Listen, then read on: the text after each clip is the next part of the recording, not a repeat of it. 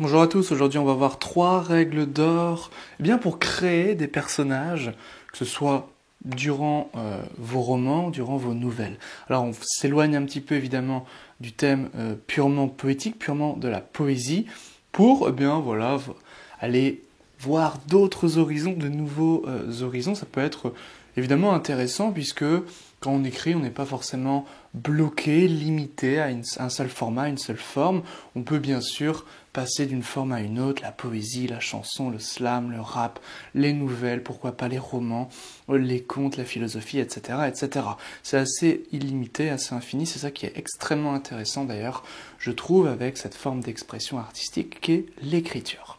On va commencer sans plus attendre par la première des règles. Alors vous voyez que j'ai changé le tableau. Lorsqu'il s'agira de poésie, petit tableau blanc. Lorsqu'il s'agira d'autre chose que de la poésie, un tableau noir. Alors, premier point, ça va être tout simplement de rendre vos personnages mémorables. Ça, c'est vraiment quelque chose qui peut être fait de manière assez simple. Vous allez voir que tout ce que je vais vous indiquer, vous partager, reste faisable, reste bien sûr accessible.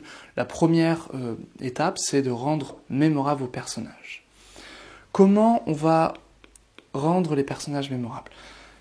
On peut par exemple mettre l'accent sur une particularité qu'aura un personnage. Typiquement, un exemple, ça peut être un tic de langage. C'est quelque chose qui peut se faire durant, par exemple, des dialogues. Dans Naruto, par exemple, le personnage de Naruto finit ses phrases par « Datte bayo ». Voilà, donc ça peut être évidemment un tic de langage, et ce tic de langage nous renseigne sur beaucoup de choses. Sangoku, par exemple, il va se présenter, il va dire « Os, hola Goku ». Donc c'est vraiment l'idée que c'est plutôt familier. Datte bayo, c'est également un petit peu familier. Donc ça va nous renseigner sur le côté un petit peu insouciant du personnage. Et vous pouvez créer comme ça certaines formes de particularité, de personnalité avec votre personnage en créant par exemple un tic de langage. Évidemment, ce n'est là qu'un exemple. Sentez-vous extrêmement libre dans cette particularité. Ça peut être plusieurs particularités. Alors, je déconseille tout de même, au début en tout cas, lors de la création du personnage, vraiment limitez-vous à une particularité. Peut-être que pour le perso principal, on peut évidemment approfondir et puis accentuer ou plutôt multiplier les particularités. Donc là, on peut vraiment en faire plusieurs.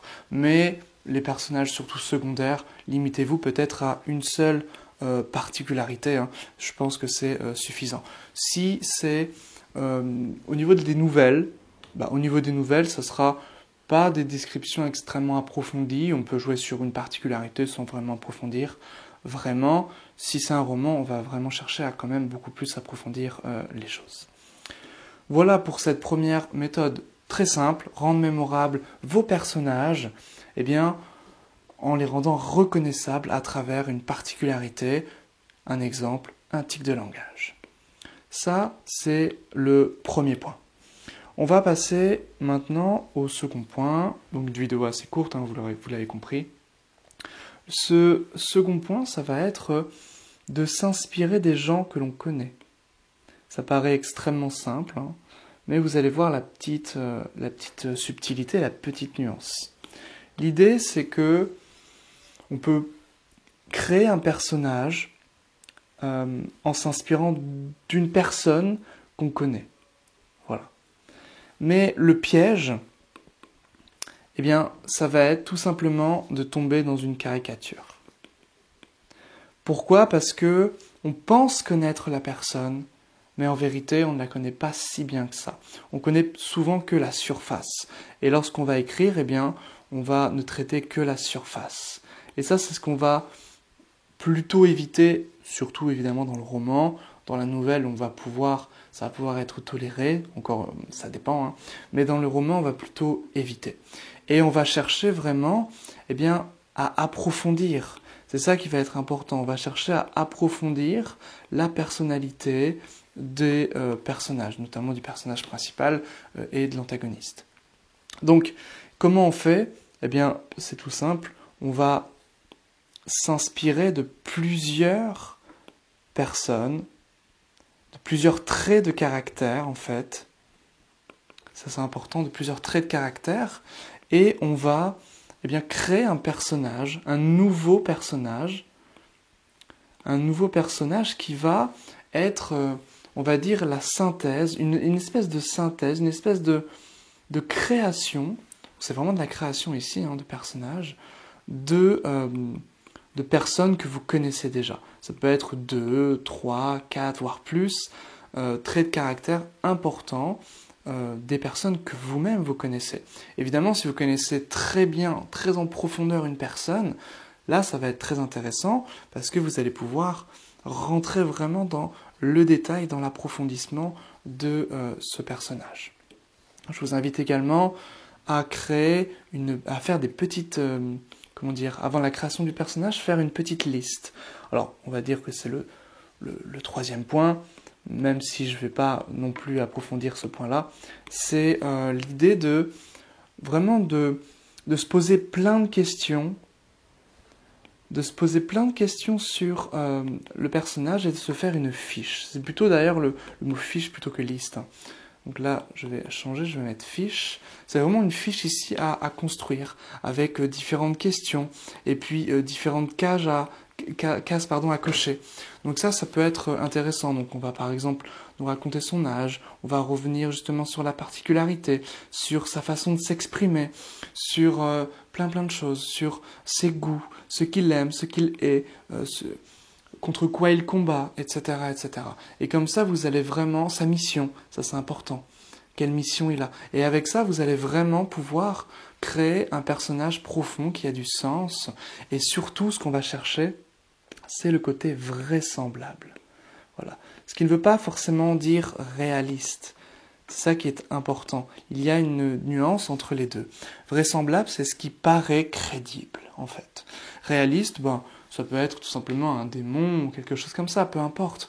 Mais il faut que ça paraisse quand même crédible, cohérent, si vous voulez. Donc ça, c'est vraiment important.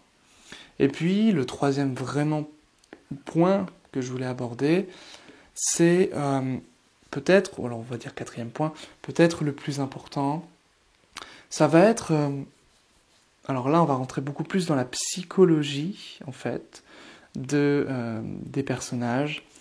Là ça va être l'idée de vous inspirer des modèles qui existent, des modèles en psychologie qui existent. Alors il en existe 3 principaux que je vous recommande. Le premier c'est le MBTI, le second s'appelle l'énéagramme. Voilà, et le troisième, c'est ma grande spécialité puisque je suis astrologue, c'est l'astrologie. Alors, ne vous affolez pas, l'astrologie n'a rien à voir avec l'horoscope qu'on lit dans TéléZ ou les trucs un peu bizarres, les magazines populaires. Si vous voulez, le MBTI, c'est 16 types de personnalités différentes que j'ai énormément travaillé pour justement comprendre les gens et créer des personnages. L'énéagramme, comme son nom l'indique, 9 énégrammes, la figure, c'est 9 types. 9. Et l'astrologie, alors l'astrologie, c'est le plus complet puisque c'est infini. C'est infini, pourquoi ? Parce que nous avons certes les 12 signes, donc 12 grands types, mais nous avons toutes les nuances avec toutes les planètes, l'ascendant, etc.